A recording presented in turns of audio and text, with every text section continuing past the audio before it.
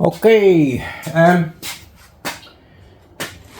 going to do the intakes, and I've got the fine one in there. I'm going to put this one in there, the rough cut, the large cut, still sharp. I've done the whole head with it, it's good. I had to put this long one in there for some of the harder to reach spots. Yeah, so I've done all the exhausts and I used the Dremel with a little sandpaper barrel on there to smooth them out a little bit more and come up really good. Yeah, so finally got a use for this thing. So now I've got the intake left to do. The jug is slowly filling up.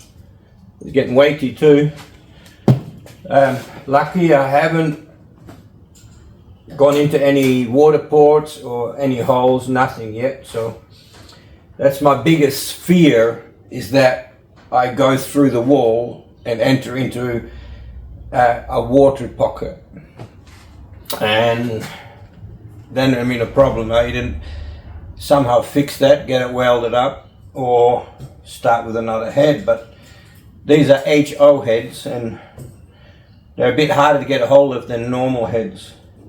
And I can see that a lot of people say there's no difference, but porting it, I noticed there is a difference between the HO head and the stock head.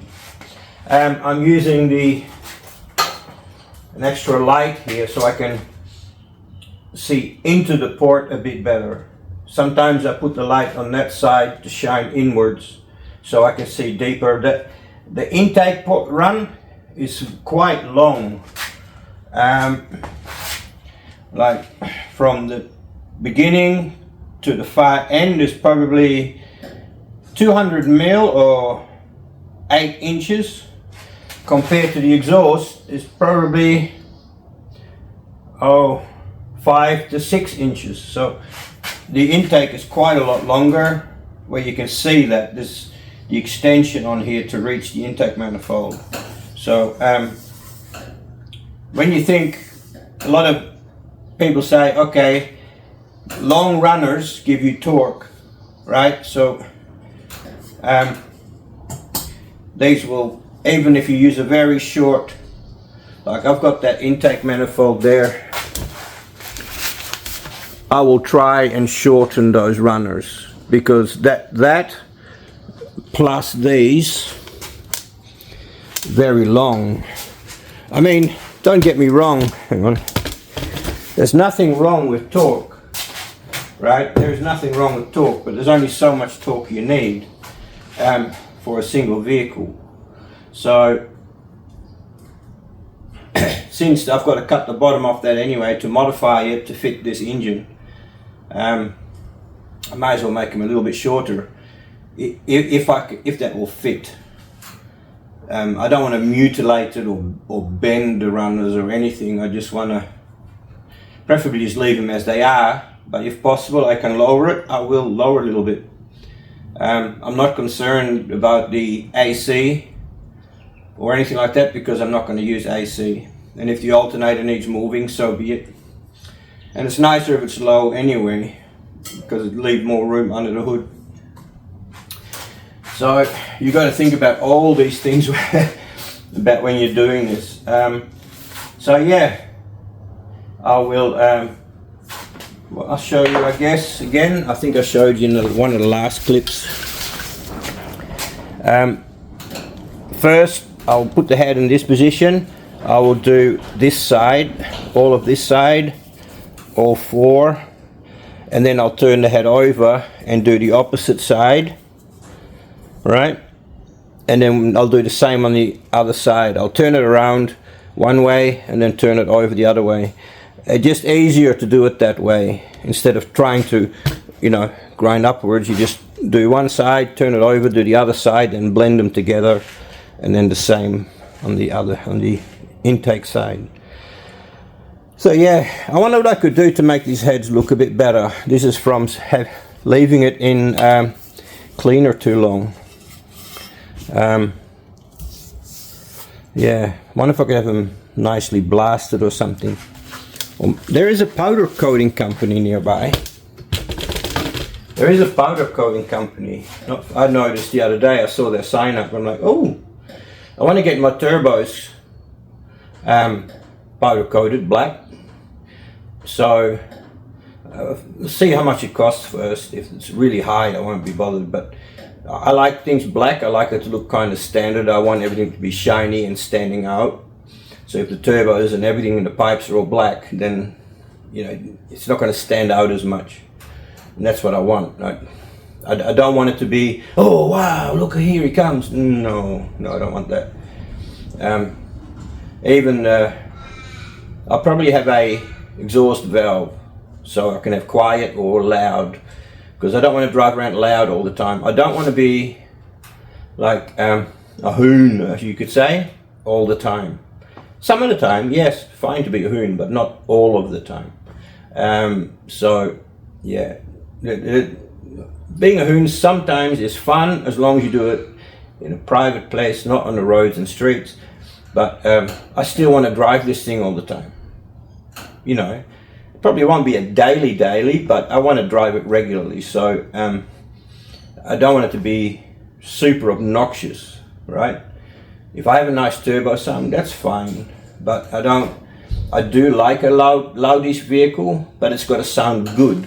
There's a difference between a good sounding loud engine and just straight pipe can be quite obnoxiously loud.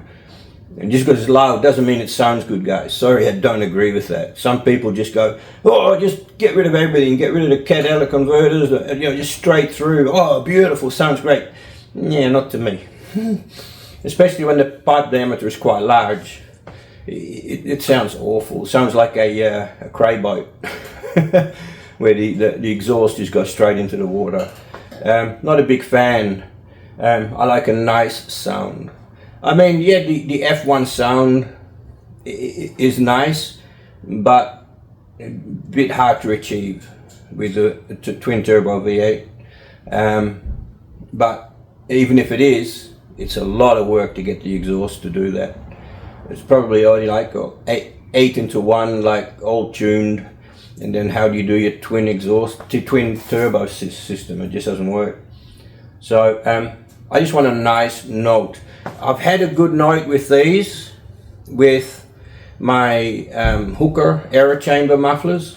So I'll probably stick with what I know, what has been sounding good with this engine. I've now had it on 2 of these, but only in single. But if it sounds good in single, it should sound good in a twin exhaust as well. So that's what I'll probably do. I'll probably get another couple of Hooker air chamber mufflers.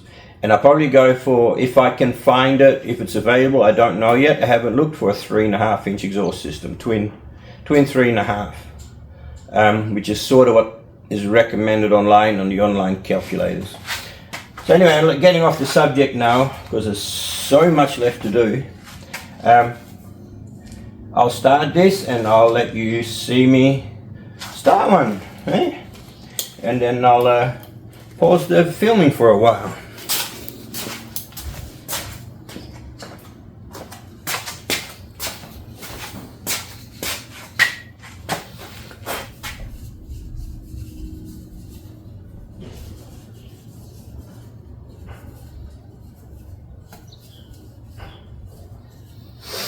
Ho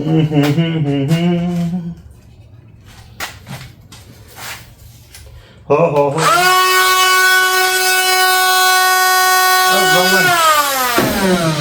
wrong one, my friends.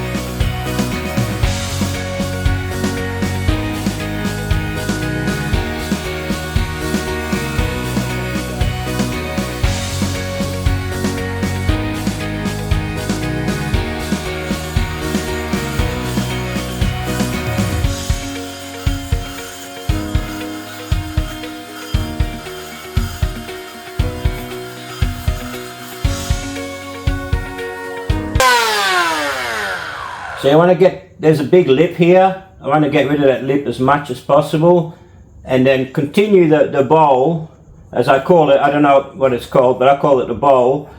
Continue it so it's the same size before it hits that runner here.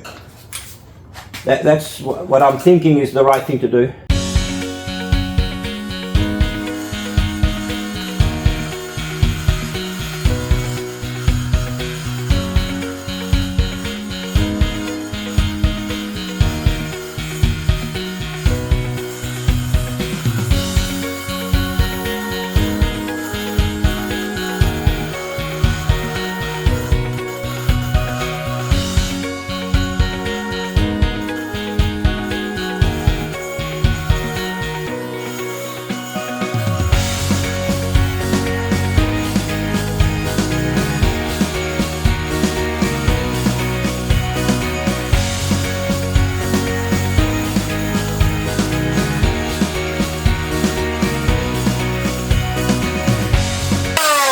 You know what I'll do? I'll do one of these, but I'll only do half, right? So you'll be able to see in the one port what one side looks like compared to the other. I think that's a good idea. But yeah, I'll just continue a little bit more and then pause, and I'll do that on the next one. I'll try and do exactly half, and then you can compare the factory to the ported side.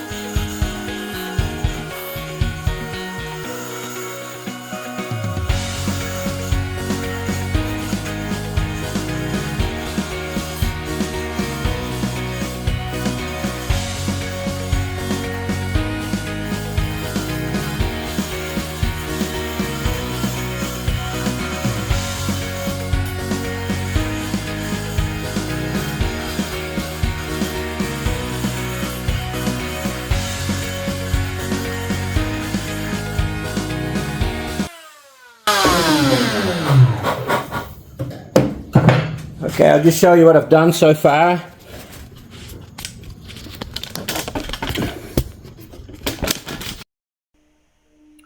Okay, I'm going to use a new endoscope that I've got. I'm going to show you a unported intake port that is factory. Looks like it's half done, but no, it's not. It's just that it's dirty, then it's clean, because that's where the fuel injector sprays. So it's always getting washed by fuel. So that is a unported factory port, which is a bit rough, and a bit restrictive. So let's have a look at a ported port. Okay, this is a ported port. This is one I've already ported out. Be confused there for a second. As you can see, it's a lot wider, more open, so more easy for air to travel through. Actually, here's a port side by side.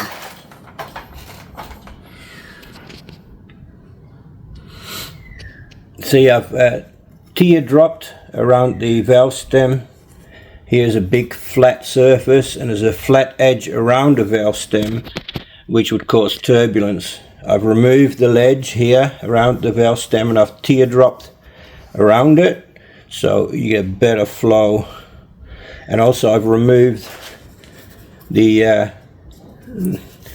ledge in the bowl, what I call the bowl. I'm not sure if that's the correct term, but yeah, there's a ledge opened up. Like, they machined only so far, so I just finished it off what they started, really.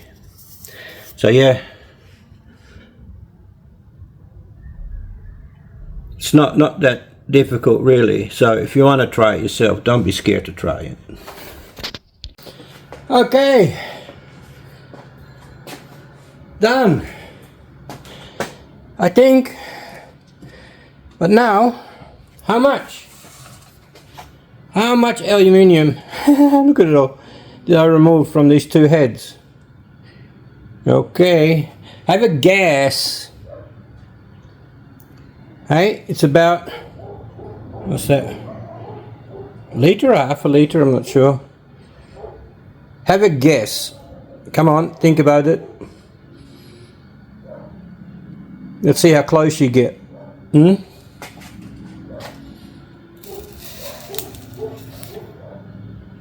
23 grams. 39. 50.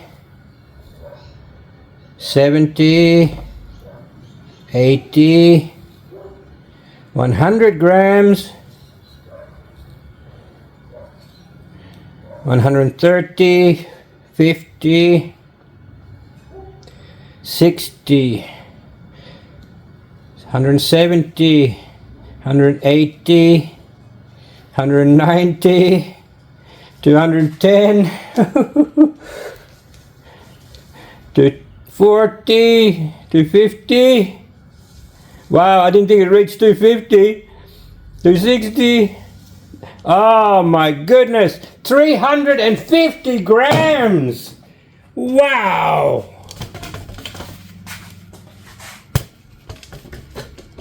Holy guacamole.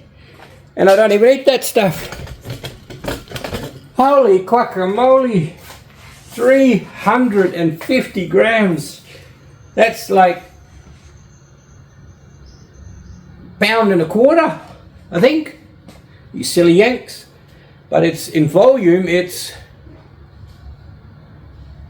700 mil, roughly. 350 grams I've removed. But don't forget, a lot of this is air, so if it's melted down, it's probably half that, I imagine. It'd be half that if I melted it down. Wow.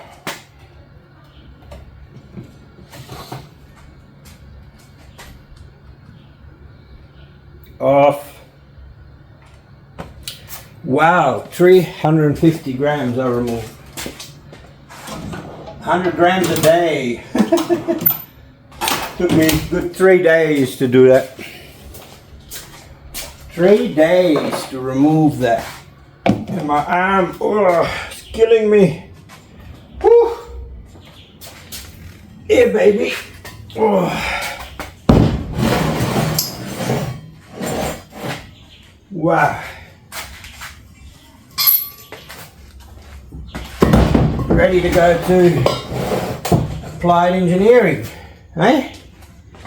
Wow. And then, of course, I'll listen to their advice. And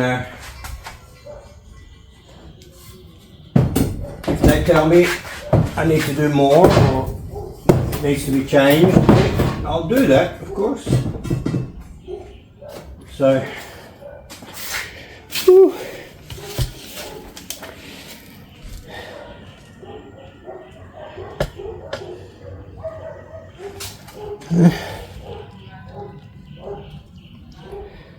Yeah, I think I said it already, right? The hole behind the valve stem guide, that's the injector hole.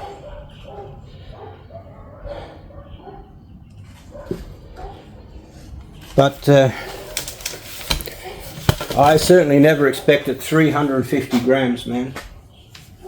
Ugh. No.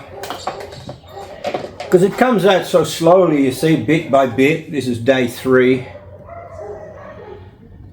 But actually, it's like 5:15 now. I didn't work all day, don't get me wrong. But for me, this is 3 days work. You know, that's what I'm able to do between painkillers, so I'm quite pleased that I've got it done this week. You know, this in the 3 days. Luckily it didn't take me 2 weeks, because sometimes I'm that sick, stuff takes me 2 weeks. But I'm wondering, interesting to see what he says. I wonder if he minds if I film his reply to it. I'll leave him in the back of the car. I won't film inside his shop. And see what he says. I mean, everybody understands here on YouTube, right? I'm not a qualified mechanic. Never claimed to be. Not a qualified anything, to be honest. I'm self-taught. I go by instinct, and I try stuff, and I stuff up, and I do it again until I get it right. That's the rule of my life. That's what I've always done. If someone asks me if I can do something, if I've never done it before, I say yes. Oh yeah, no problem, I'll do that. You know, and then if it's not good, I'll do it again until it's good. But usually, because I'm determined, I get it right pretty much first time. For example, I was asked to redo a laundry, retile everything. I'd never laid a tile in my life. I was young. And I said, yeah, I can do that. I just read books and looked on YouTube and asked questions, and they loved it. You know, it's like that with most things I do. And in the end, I ended up being master of all trades. Jack of all trades, master of none. But I used to do mechanics from home, but it got so busy and I was so sick. And the local garage was unhappy with me because I was stealing a lot of their customers, so I stopped doing it. I had like 10 cars in my yard, just a normal town block. That, parked in the street and up the driveway. It was a block like this one, but yeah, it was too much for me and too much for the local garage.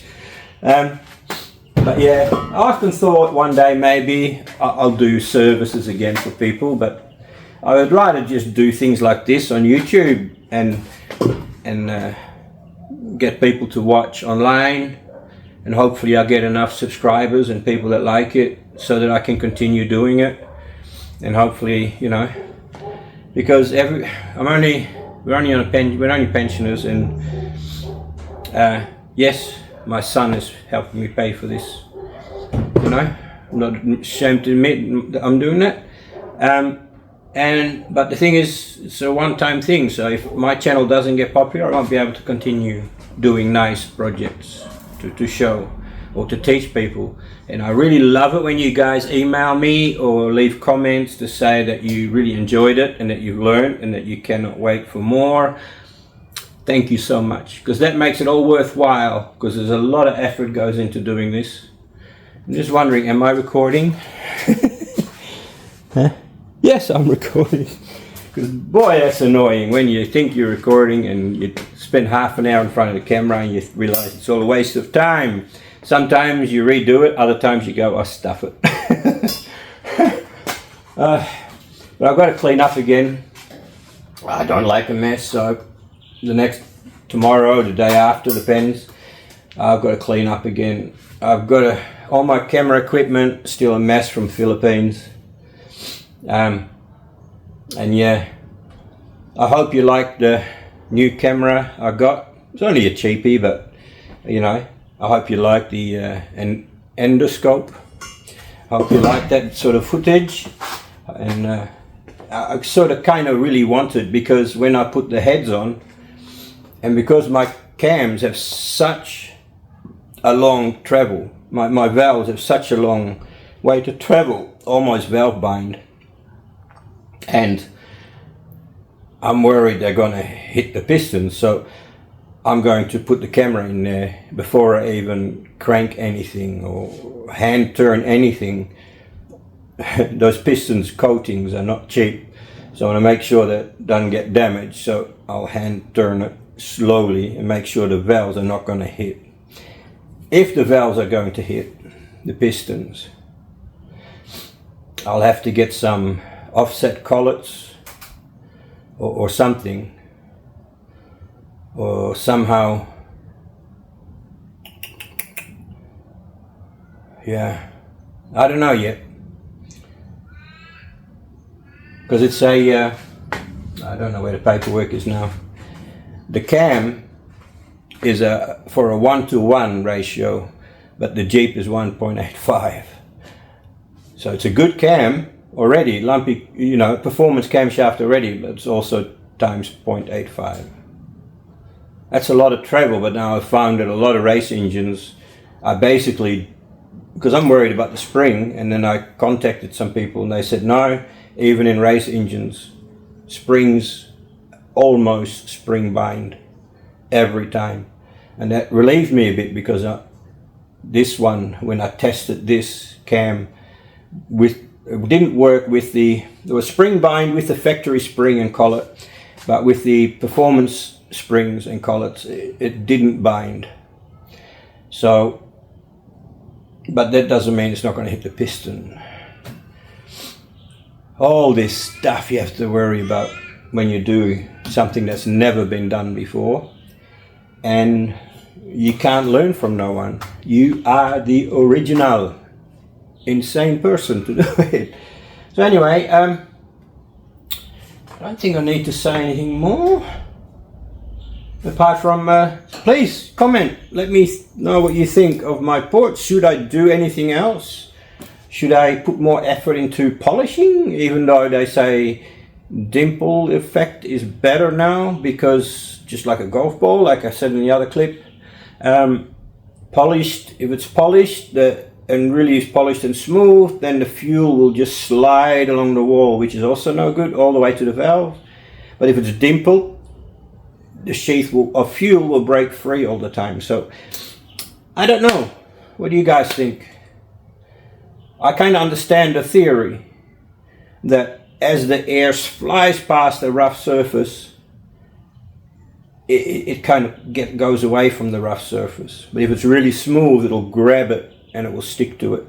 And that's great if you have oil and you need lubrication, but not, you want the fuel to go. I mean, eventually it goes in there anyway, but you want to go in there as a fog. You don't want to go in there stuck to the walls of the port. So, all right. That was a big day today. I really pushed hard to finish today. And, hurting.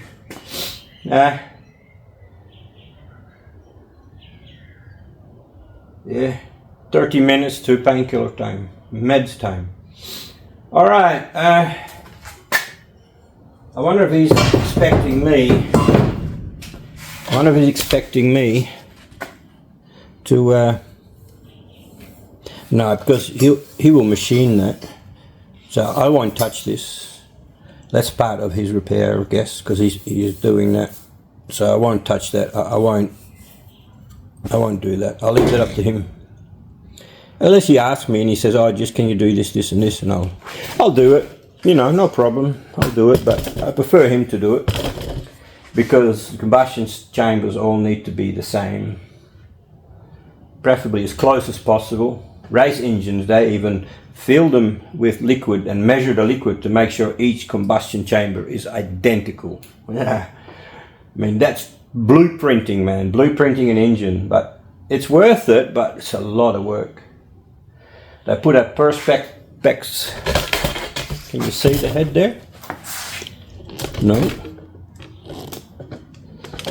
What they do is they put a perspex plate on here, and then they have like water going in, and they seal the valves off and the spark plug, and they measure the amount of liquid that goes in until there's no air bubbles left in there, and then they measure that, and then they adjust them all so they're all identical.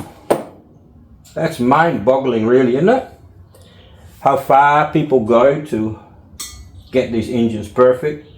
But I guess some of these engines, it's like 10,000 RPM is nothing, right? So, but I don't plan to go to 9.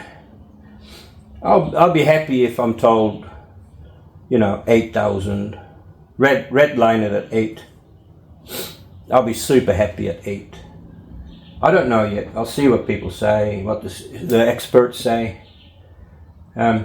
Some of the experts say it's capable of up to 1400 horsepower, but I don't know. We shall see, we shall see. Alright, well thank you for watching, and like I said, once this build is done, this engine, and I mean it'll be the rest of the year, and if my channel doesn't, you know, I get a little bit of money now, but nowhere near enough to continue the show. I would really love it if you guys helped out and shared and promoted my clip, because for some reason YouTube's not doing it. I don't know what I've done wrong. They didn't like, I was doing really well. I went away for 2 months and they just dropped me like a sack of potatoes. Sometimes 24 hours, some of my new clips I get like 3 views. It's like I only get promoted to the people that already know me, but nothing else. I don't know why. Maybe I need to change my settings again, because I used the settings of another YouTuber who said, oh, this is what you need to do to get the most views, and it worked. But now it's flat, man. Really flat. I don't understand it. I mean, I'll still keep doing it, even if I get hardly any views, because some of you guys are enjoying it, and that's great. But I would be really happy if a lot more did. So, yeah, please like and share. Click those likes. And if you click dislike, that is fine, but please, if you're still watching and you click dislike, please tell me why. It's so frustrating as a YouTuber, and you think you've done a really good job, and then someone clicks dislike. Are they just clicking dislike because they're being assholes, or they don't like me as a person, or is it something I did, right? I understand all of them, and I don't care about all of them. I'm not upset at all of them, but I'd just like to know which it is. If there's something I did mechanically wrong, I would like to know, so what? So I can fix it. I can do the research and find out whether what he's saying is right or wrong. And if I'm wrong and he's right, then I won't do that again, you know? So if you're going to click dislike, please comment why. Appreciate that. Okay, all you lovely people. Not sure when I'm going to upload this, but it looks... It's already Monday. During the week, the views are terrible. So I may leave it till the weekend yet, I don't know, and I'll just do shorts during the week and longer episodes on the weekend. I don't know. Don't know why my channel's doing so bad. Years ago, I was earning lots more. Yeah. And I wasn't doing nice stuff like I am now. But maybe it's the competition. Anyway, I'm flapping my gums too much. Blah, blah, blah, blah, blah, blah, blah. So, catch us later. Nice of you to watch. Especially all the way to the end. Much appreciated. You guys take care. And God bless, man. I'm blessed by God, and I hope you are too. Take care, everyone.